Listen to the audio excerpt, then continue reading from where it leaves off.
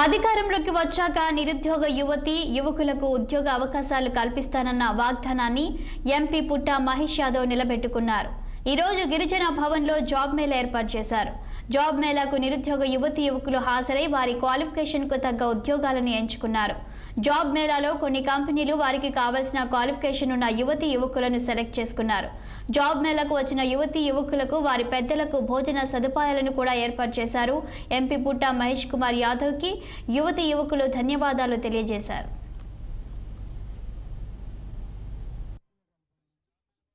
Just ఒక 2-3 months నుంచి wait చేస్తున్నాం.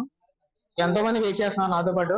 అలా ఈ అవకాశం కల్పించిన పుట్ట మహేష్ యాదవ్ గారికి, ఎంపీ గారికి చాలా సంతోషంగా ఉంది ఇలా చేసినందుకు.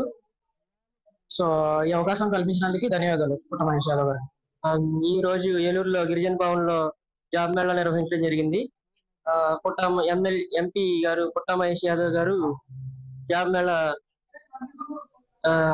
పెట్టారు. నేను ఈ రోజు అరవిందో కంపెనీలో సెలెక్ట్ అవడం జరిగింది. Thank you MP sir, thank you all. నేను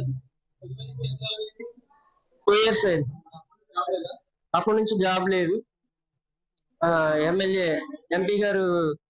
ఎంపీ గారి దయ వల్ల ఈ రోజు అరవింద కంపెనీలో నేను సెలెక్ట్ అవడం జరిగింది.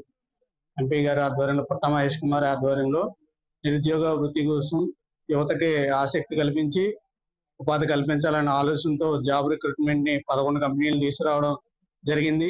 ఇది తెలుసుకుని నేను ఇక్కడ రావడం జరిగింది. నేను 2019లో MBA HR కంప్లీట్ చేశాను. అప్పటి నుండి ప్రైవేట్ గా చిన్న చిన్న జాబులు చేసుకుంటూ ఉంటున్నా. కానీ ఇలాంటి అవకాశాలు మనకు కావాల్సినటువంటి నాయకులు అన్ని పట్టించుకుని మనకి ఒక అవకాశాన్ని కల్పిస్తే నిజ జీవితంలో నిత్యంగా ఎదగడానికి మనకి ఎన్నో ఆవశ్యకత ఉంటుంది.